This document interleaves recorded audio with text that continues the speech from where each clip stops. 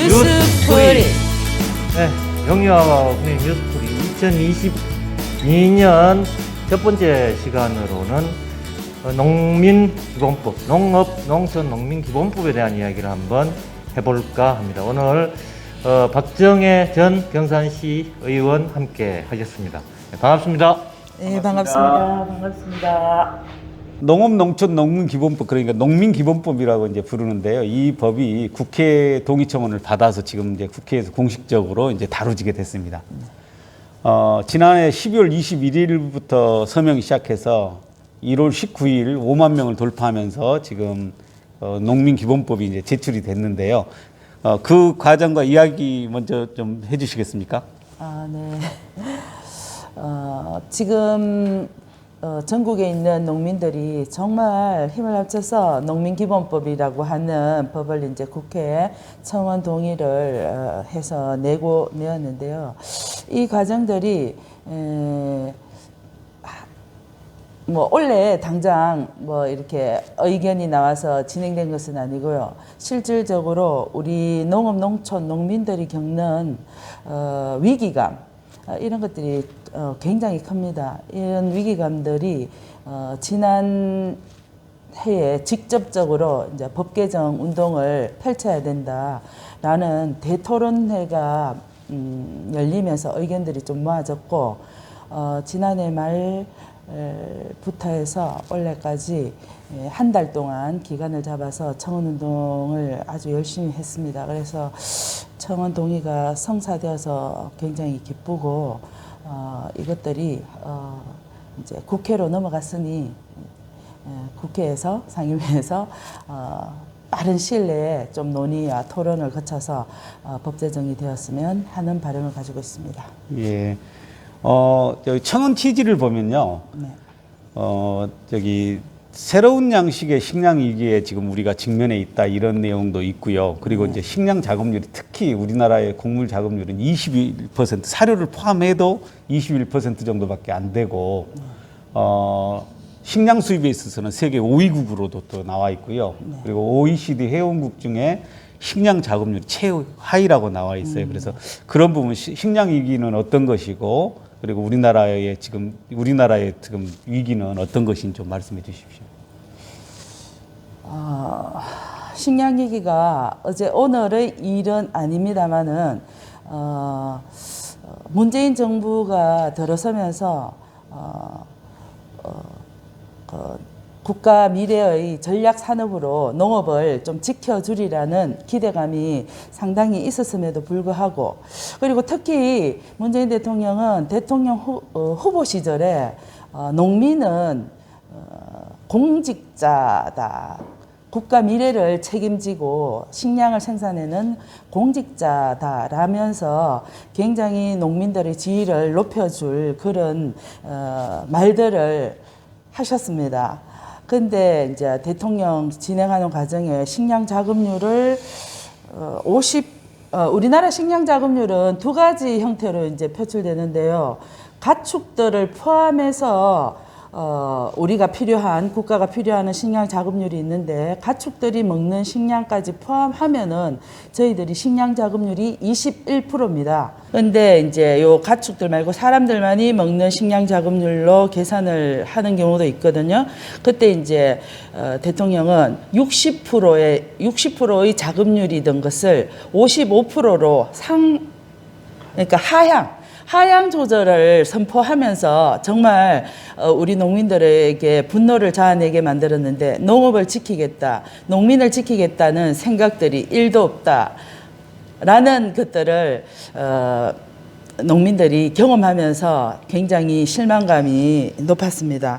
저희들 우리 농민들은 이러한 정부의 농정에 대해서 굉장히 실망과 분노를 안으면서 농민들이 직접 우리 농민들의 살 길 뿐만 아니라 대한민국이 살아나야 할 농업 정책들을 만들어 가야겠다는 생각들을 하면서 농민기본법에 열을 올렸다고 생각을 합니다. 우리나라의 농업 정책, 국가의 농업 정책을 보면 이게 문재인 정부뿐만 아니라 지금 역대 정부가 전부 다 이 그 대규모 농업 중심으로 농업 정책을 만들고 소농을 떠나가게 만들었기 때문에 오히려 식량 자급률을 더 낮춘 게 아닌가 이런 생각들도 있는데 어떻게 보세요?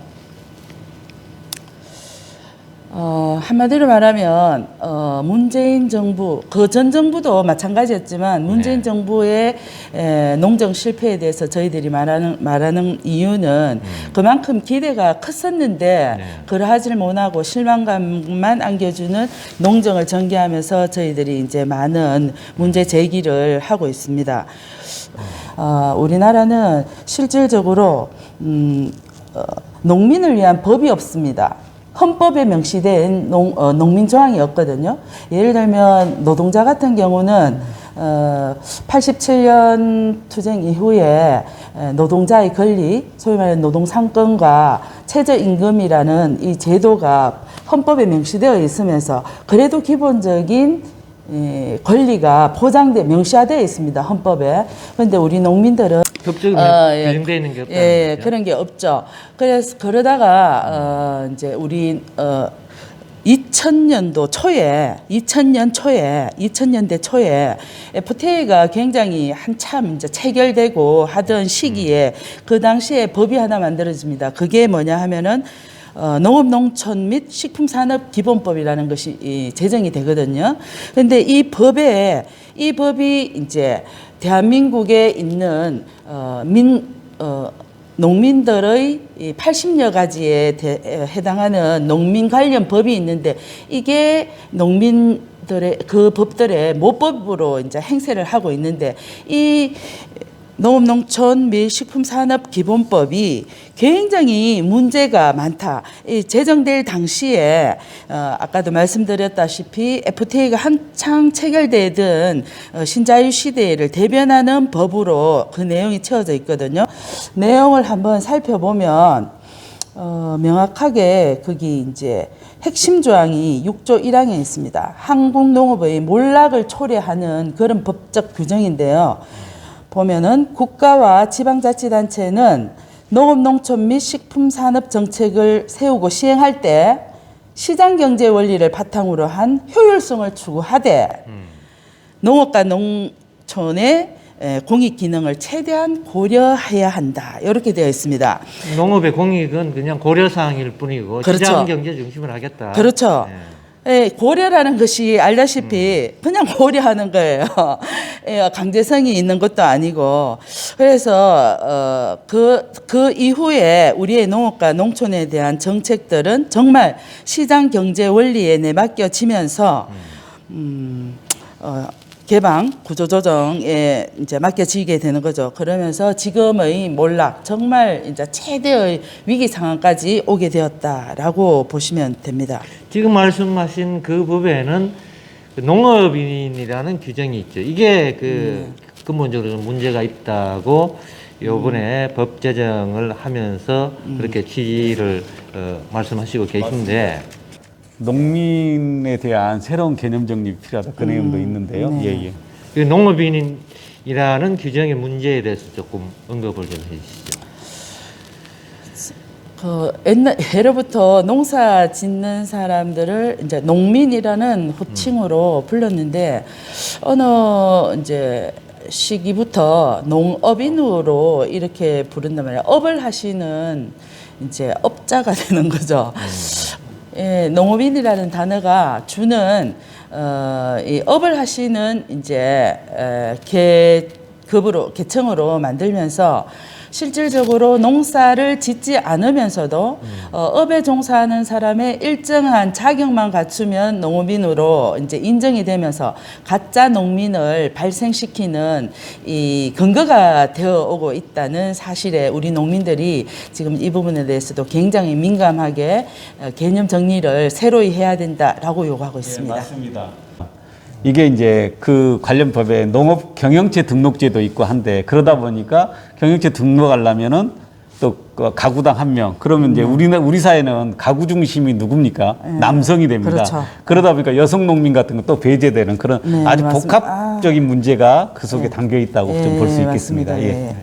예, 모든 것들이 지금 경영체 등록된 농민들에 한해서 이제 지위를 이제 보장해주고 권리를 인정을 해주는데 실질적으로 농업에 종사하시는 우리 여성 농민들 같은 경우는 농업 노동의 거진 60%를 차지합니다. 남성들보다 훨씬 많으면서도 제대로 지위에 맞는 처우를 받지 못하는 일이 있어서 저희 여성 농민 단체 그리고 여성 농민의 많은 분들께서 우리 여성 농민의 권리 신장을 위해서 경영체 등록 부분에 있어서도 남성들과 똑같은 지위를 받을 수 있는 내용으로 바꾸자고 요구를 하고 있는 중입니다. 예, 그래서 이제 농업 경영체 등록 농업인이 아니라 농민이라는 개념 정립을 다시 하면서 이 부분을 재점검해야 한다 이런 내용인 것 같습니다. 네. 보면 여기 뭐 예전에는 이제 논농업에 대해서 경감 보전 지원도 하고 이렇게 했습니다. 네. 근데 사실 기후위기가 심각해지면서 오히려 농업 부분을 단순히 식량 안보 측면에서만 좀 접근할 게 아니라 환경이라든가 이런 측면에서 접근해야 된다는 제안도 지금 내용에 충분히 좀 담겨 있는 것 같은데요. 그 기후위기 문제하고 농업과의 연관성을 좀 이야기해 주시겠습니까? 기후위기 굉장히 심각한 문제인데 이 부분에 있어서는 우리 농민들만이 가지는 위기감이 아니라 대한민국의 많은 분들께서 이 위기감을 이제 가지고 계십니다. 근데 특히 농민들이 기후위기에 더 이렇게 민감할 수밖에 없는 이유는 저희들이 생산하는 농산물이 정말 기후와 뗄래야 뗄 수 없는 영향을 받기 때문에 이 기후위기에 대해서 굉장히 민감하고 예민하면서 이에 대한 정부 대처를 요구하고 있는 것입니다. 예를 들면 지금 이제 기후 위기에 대응한다 하면서 지금 정부가 내놓는 농업 정책들이 정말 반농업적인 그런 정책들이 굉장히 많습니다. 국가가 이제 위기에 대응한다 해서 신재생 에너지 개발 정책을 펴는데 이 과정 속에서 대규모의 농지가 파괴되고 있습니다. 예를 들면 풍력 개발을 한다, 태양력 뭐 이렇게 에너지를 개발한다 해서 농지를 에너지 개발하는데 사용되면서 농지가 굉장히 잠식을 당하고 있는 거죠. 그래서 우리 농민들이 이에 대해서 제대로 된 재생에너지를 개발하는 것에 반대하는 것이 아니라 농업을 지키는 신재생에너지 개발 정책으로 전환해야 된다는 것들을 굉장히 요구하고 있고 그리고 이제 기후위기 때문에 겪는 농민들의 피해는 굉장히 많습니다. 특히 이제 농산물 관련해서 우리 인간들도 코로나 관련해서 바이러스가 인간들에게 주는 영향을 끼치는 부분이 굉장히 많지만 농민들이 생산하는 농산물들도 정말 바이러스에 대해서 많은 피해를 받고 있습니다. 예를 들면 최근에 이제 경산 지역의 복숭아 농사 짓는 농가에서 정말 수확을 못 했거든요. 생산물이 없었어요. 이게 전부 다 바이러스와 관련된 농작물 피해다라고 말씀들을 하고 계시고요. 그리고 이제 기후위기 했으니까 뭐 비 피해 뭐 이런 것들에 대해서 우리 농민들이 겪는 피해는 정말 너무나 심각해서 매년 이 피해 보상에 대해서 정부에 대해 이제 규탄하면서 또 요구할 것도 하는 투쟁들이 매년 반복적으로 일어나고 있거든요. 신재생에너지 부분을 이야기하셨는데요. 사실 그러면서 이제 농지가 급격히 축소되고 있고 그 사이에 제가 통계를 보니까 2010년도에 300만이던 인구가 2021년 이렇게 넘으면서 200만 명으로 이제 떨어졌어요. 거의 33%가 10년 사이에 농민 인구가 줄었는데 이런 부분에 대한 뭐 내용도 지금 그 내용 속에는 담겨 있는데 그런 부분 좀 설명해 주시겠습니까?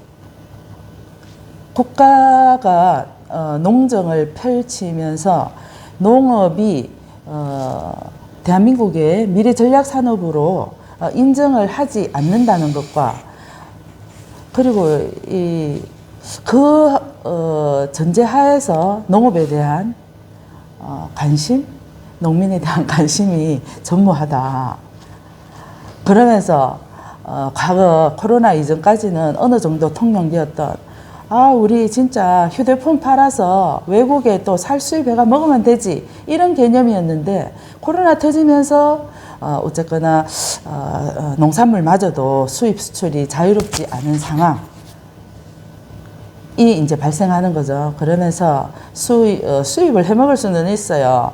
근데 정말 부르는 게 값이 되지 않을까 이런 생각들을 합니다. 코로나 위기가 우리에게 뭐 던져주는 커다란 질문 중에 그 하나가 이제 식량 위기가 초래될 수 있다는 사실, 뭐 이런 것도 있는 것 같습니다. 아까 말씀해주신 그 신재생 에너지 관련해서는 경북에서도 보면 친환경 에너지를 만든다고 해놓고 논을 갈아 엎어가지고 태양열 전지를 거기다가 만들고 있는 게 지금 현실인 거죠. 그런 문제들, 이것들을 이제 개선해 나가야 되고 바꿔 나가야 되리라고 생각이 드네요. 그러면 이제 그 기본소득에 대한 이야기를 좀 해볼까요? 농민기본법 간단히 핵심을 조금 이야기 좀 했으면 좋겠는데.